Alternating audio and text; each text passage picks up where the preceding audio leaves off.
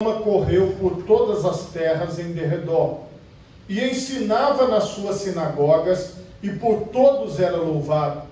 E chegando a Nazaré, onde fora criado, entrou num dia de sábado, segundo o seu costume, na sinagoga, e levantou-se para ler.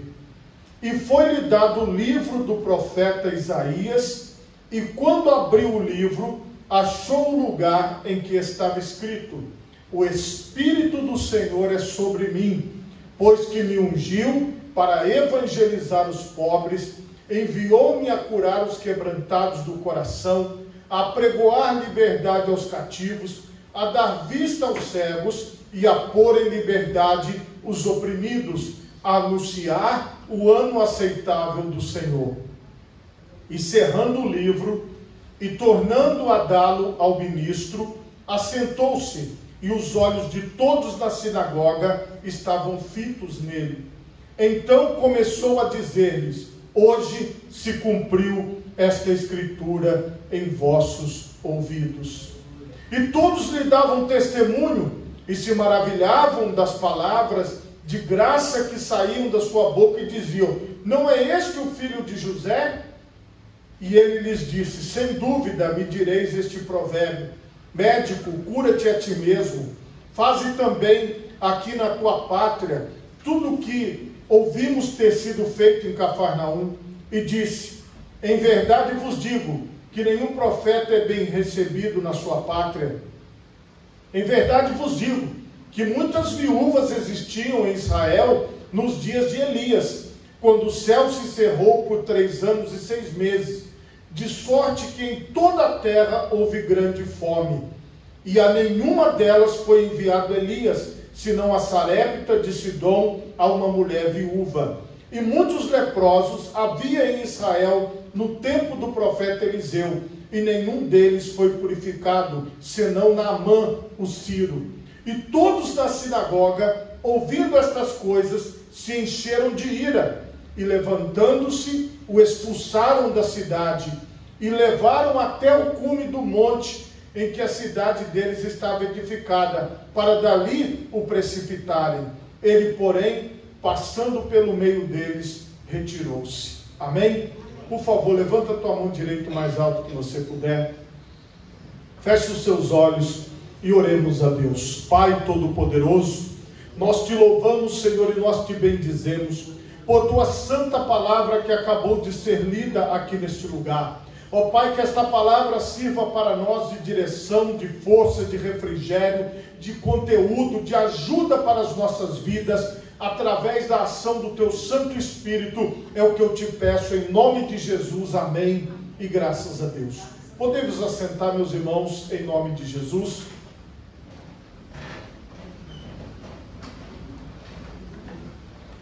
Meus irmãos, o tema da mensagem nesta noite é: para dali o precipitarem. Irmãos, Jesus, como vocês ouviram na leitura, ele cresceu em Nazaré.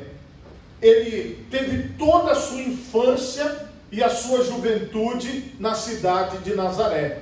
Tanto é que os evangelhos o chamam de o Nazareno, porque ele foi criado naquela cidade. E as cidades daquela época não eram como as cidades de hoje. As cidades eram bem menores e provavelmente os moradores se conheciam. Se você cresceu num bairro, ou se você cresceu numa determinada cidade, onde você foi para a escola com aqueles amigos, onde você fez curso com os amigos, e você cresceu junto, a vizinhança, você conhece o nome, você sabe onde a pessoa está agora, você mantém contato com ela, porque existe vamos chamar assim, de um círculo de amigos, pessoas que você conhece. Então naquela época era muito mais do que hoje. Então eles eram pessoas que sabiam quase tudo da vida um do outro. Eles sabiam muito. Uma das passagens diz que eles colocaram a seguinte informação: como pode este ensinar se não sabe letras? Eles nunca viram Jesus aos pés de um rabino, de um ensinador. Se fosse nos dias de hoje, eles iam dizer: em qual escola Jesus estudou? Que eu não vi a escola que ele estudou, eu não vi os diplomas dele, eu não sei onde ele aprendeu a falar essas coisas. E aí, meus irmãos, é que está o contexto dessa palavra. Como é que eu vejo o Senhor Jesus? Como é que eu imagino o Senhor Jesus? Como é que eu recebo o Senhor Jesus na minha vida? Qual é a imagem que eu tenho dele? Qual é o projeto que eu tenho dele na minha mente? Ao longo da história, meus irmãos, dentro do próprio cristianismo, as pessoas foram desenhando Jesus, imaginando Jesus. Algumas pessoas desenharam Jesus de olhos verdes, outras de olhos azuis. Uns colocavam Jesus com cabelo encaracolado, outros com cabelo liso, outros com barba grande, outros com barba curta, até que os cientistas que estudam as formas da genética dão aí alguns rostos parecidos com o de Jesus. Mas se você pegar, como já tem um monte de pessoas que fizeram essa pesquisa, uma foto de Jesus, como seria Jesus de acordo com os cientistas, e mostrar na rua, quem você acha que é essa pessoa? Eles falavam todas as pessoas menos Jesus, porque a aparência de Jesus não era nada daquilo que aquelas pessoas imaginavam. Então a questão aqui é que Jesus já foi loiro, já foi ruivo, Jesus, ele já foi de tudo um pouco na mente das pessoas. As pessoas fazem uma imagem, elas criam uma imagem na mente e começam a imaginar como seria Jesus. Uma coisa é certa, para a maioria das pessoas, Jesus só não foi preto. É por causa do preconceito. É isso que está na mente das pessoas. Só que até mesmo nos dias de hoje, as pessoas hoje estão fazendo o Jesus preto. Porque elas dizem assim: não, se tem o Jesus loiro, pode ter o Jesus preto. Se tem o Jesus ruivo, pode ter o Jesus branco. Então, cada pessoa faz uma imagem e cria uma ideia sobre Jesus. Jesus também fez essa pergunta. Ele perguntou para os seus apóstolos assim: quem dizem os homens ser o Filho do Homem? E eles disseram: uns dizem que o Senhor é Elias, outros dizem que o Senhor é João Batista ressuscitado, outros dizem que o Senhor é Jeremias, outros dizem que o Senhor é um dos profetas. Então, essa história de quem é Jesus, o que Jesus significa para as pessoas, vem sendo falado ao longo da história. Mas quem de fato é Jesus? Vamos ver o que os conterrâneos de Jesus achavam. Eu quero ler aqui com vocês, em Mateus capítulo 13, a partir do versículo 53, que vai detalhar aqui exatamente como eles pensavam e como eles viam Jesus aqui dentro da visão deles, né? O que eles achavam. Não é este o filho do carpinteiro? Olha a informação. Eles lembravam de Jesus como aquele que mexia com madeira. Igual a gente: ó, fulano é pintor. Eu conheço ele, ó, fulano não é o carpinteiro. Então a imagem que eles tinham de Jesus era daquele homem que trabalhava na carpintaria. Mas não é este o carpinteiro, não é este que cuidava das coisas aqui. Olha, ele fez essa mesa aqui da minha casa. Olha, ele fez esse móvel aqui. Não é ele, não é o carpinteiro. E eles conheciam Jesus do trabalho, da profissão de Jesus, que era ser o carpinteiro. E não se chama sua mãe Maria, e os seus irmãos Tiago, José e Simão e Judas? E não estão entre nós todas as suas irmãs? De onde lhe veio, pois, tudo isso? E a Bíblia diz aqui no versículo 57, e escandalizavam-se nele. Jesus, porém, lhes disse: não há profeta sem honra, a não ser na sua pátria e na sua casa. E a informação mais dolorida da noite é: e não fez ali muitas maravilhas por causa da incredulidade deles. Eles não conseguiam crer em Jesus como Filho unigênito de Deus. Eles não conseguiam crer em Jesus como aquele que opera milagres. Eles não conseguiam crer em Jesus como aquele que salva. Eles não conseguiam crer em Jesus como aquele que liberta as pessoas dos espíritos malignos. Eles não conseguiam crer em Jesus como aquele que veio para redimir a sua nação, como aquele que veio para salvar o seu povo, como aquele que veio para reinar no meio do seu povo. Eles não conseguiam ver em Jesus ninguém além do carpinteiro, filho de Maria, filho de José, e os seus irmãos estão no meio de nós. A verdade, meus irmãos, é que havia, como a Bíblia diz, incredulidade. E onde havia incredulidade, não havia maravilhas em Deus. O próprio Jesus em pessoa não levantou paralítico lá. O próprio Jesus não curou cego lá. O próprio Jesus lá operou poucos milagres, porque havia incredulidade. Eles acreditavam em Jesus como carpinteiro. Eles acreditavam em Jesus como uma pessoa comum. Irmãos, muitas pessoas têm estado na presença de Deus, mas têm tratado Jesus como uma pessoa comum.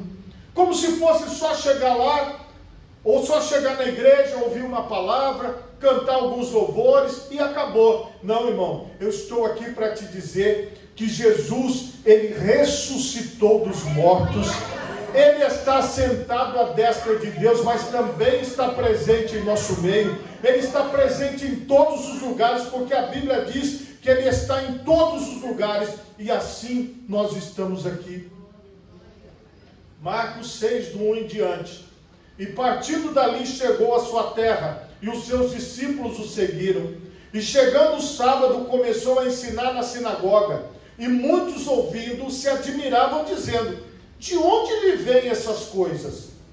E que sabedoria é essa que lhe foi dada? E como se fazem tais maravilhas por suas mãos? Não é este o carpinteiro, filho de Maria, irmão de Tiago, e de José, e de Judas, e de Simão? E não estão aqui conosco as suas irmãs? E escandalizavam-se nele. Jesus lhes dizia: não há profeta sem honra, senão na sua terra, entre os seus parentes e na sua casa. E não podia fazer ali obras maravilhosas. Somente curou alguns poucos enfermos, impondo-lhes as mãos, e estava admirado da incredulidade deles. Irmãos, o próprio Jesus se admirou, falou: como é que essas pessoas não creem? Se eles me conhecem, eles deveriam crer mais em mim. Mas foi o contrário. Por eles acharem que conheciam Jesus, é que eles não criam mais. Por eles acharem que conheciam Jesus, eles não conseguiam acreditar nas maravilhas de Deus. Eles ouviram falar que Jesus operou milagres em Cafarnaum, mas em Nazaré, eles não acreditavam que Jesus podia fazer. E Jesus olhou para a incredulidade deles e deixou eles com a incredulidade deles. Irmãos, a pior coisa que pode ter para um ser humano é não crer que Jesus Cristo tem todo o poder nos céus e na terra. A pior coisa que pode acontecer é a pessoa cair na mesmice, ela cair no comodismo e começar a achar que Deus não faz mais, que Deus não é mais o mesmo, que as coisas não são mais dessa maneira. Mas a Bíblia diz que Jesus Cristo é o mesmo de ontem, de hoje e eternamente. Então Ele continua sendo Deus. Ele continua operando. Agora a questão é como eu estou vendo Jesus.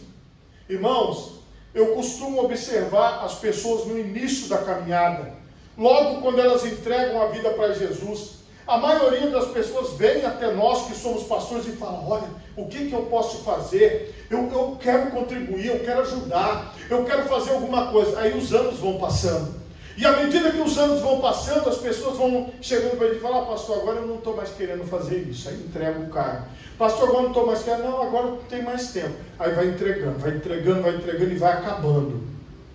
Por que isso acontece?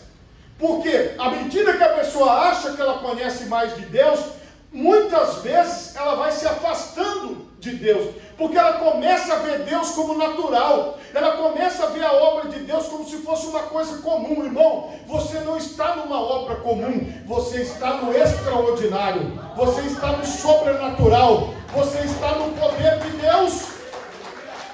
Você não pode achar que Jesus não vai operar, você tem que entrar sabendo: Jesus vai operar, porque Ele tem todo o poder. Isso vem de nós, irmãos. quanto mais você acreditar, quanto mais você buscar, mais você vai receber. É o contexto bíblico. Agora, irmãos, é aquele momento onde aquelas pessoas ficaram frustradas e Jesus, ele saiu dali com a imagem péssima daquelas pessoas. E eu fico pensando, qual é a imagem que Jesus tem de mim? Qual é a imagem que Jesus tem de você? Pense nisso. Será que Jesus olha para mim e me vê como um crente? Será que Jesus olha para mim e me vê como uma pessoa que está buscando a Ele realmente, crendo que Ele é galardoador daqueles que o buscam? Ou será que Ele está olhando para mim e falando, olha, quanta incredulidade.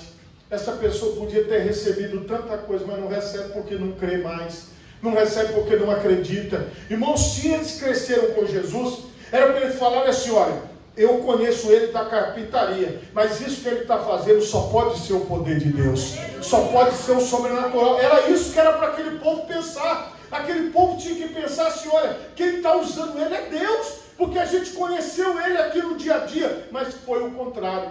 Por eles terem conhecido Jesus no dia a dia, eles disseram assim, não, ele não pode mais fazer isso. Não, isso daí não é dele não. Eu não acredito em mais nada. Hoje, meus irmãos, nós vivemos a incredulidade. Muitas pessoas que um dia estiveram conosco, que um dia louvaram, que um dia cantaram, que um dia foram abençoadas, que um dia foram curadas, hoje já não creem mais. Hoje já não acreditam mais, porque elas ficam o tempo todo na internet, o tempo todo ouvindo outras pessoas falando e não leem mais a Bíblia, e não oram mais, e não buscam mais a Deus. Irmãos, a Bíblia diz que a fé vem pelo ouvir e ouvir a palavra de Deus. Desde o começo que você está aqui, você está ouvindo a palavra de Deus, então a tua fé está crescendo, a tua fé está sendo aumentada, Deus está operando em você, porque você está ouvindo a palavra de Deus. Agora, se você deixar a palavra de Deus de lado e começar a assistir o filme dos X-Men, começar a assistir aqueles filmes de Hollywood, começar a entrar no mundo da Marvel, a começar a ver os personagens, e todo mundo comenta e sabe tudo o que acontece, e não vê nada da Bíblia, não sabe quem é Sansão, não sabe quem é Davi, não sabe quem é Jefité, não sabe quem é Paulo, não sabe quem é Saulo, não sabe quem é ninguém. Então a pessoa, ela fica cheia das coisas do mundo, cheia das ideias do mundo, e vazia das coisas de Deus, e vazia das ideias de Deus. Mas hoje, irmão, você pode crer. Então creia que Deus existe, e que Ele é poderoso, e que Ele responderá às orações, e que Ele agirá, e que Ele atuará. Esta é a fé que o Senhor esperava dos seus conterrâneos, mas eles não demonstraram esta fé, infelizmente. E aí Jesus deu um exemplo. O exemplo que Jesus deu, irmão, ele dói, porque ele dá o exemplo do profeta Elias. Ele disse que Elias tinha muitas viúvas no tempo de Elias, o profeta, mas Elias foi enviado a uma estrangeira. Elias foi enviado a Sarepta de Sidom, um outro país. Elias não abençoou as viúvas de Israel, porque Deus não enviou as viúvas de Israel. E ele dá um outro exemplo.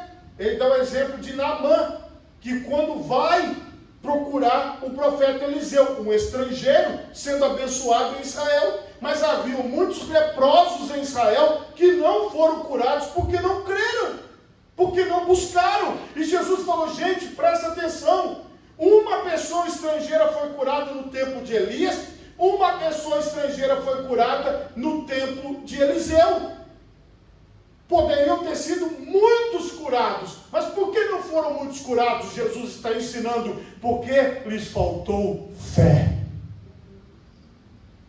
E hoje, meus irmãos, não pode faltar fé para você, não pode faltar fé para nós. Nós precisamos renovar a nossa fé, nós precisamos continuar acreditando, nós precisamos continuar confiando que o Senhor tem todo o poder nos céus e na terra, que o Senhor pode fazer todas as coisas. E aí, irmãos, para completar, eles juntaram em Jesus e foram levando Jesus para jogar Jesus de um abismo, porque eles achavam que Jesus era um louco.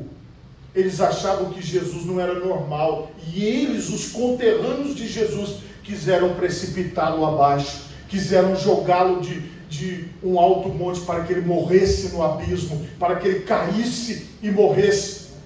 Olha o sentimento que tinha neles, irmãos, de acabar com Jesus, de acabar com a fé, de acabar com o Evangelho. Este, irmão, é o sentimento do inimigo.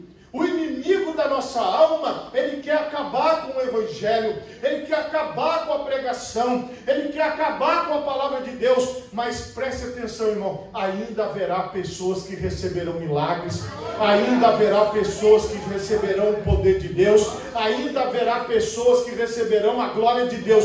Pode até ser a minoria, mas vai ter. E se você fizer parte deste povo que crê, você também receberá o milagre, as portas abertas e a operação de Deus em favor da sua vida. Jesus deu um exemplo e falou: creia, creia, confia em Deus, não seja como aqueles nazarenos. Creia que o Senhor vai agir, creia que o Senhor vai operar, creia que o Senhor vai manifestar o seu poder sobre a sua vida. Hoje é um dia propício para que Jesus opere em nós, porque Ele já se faz presente aqui.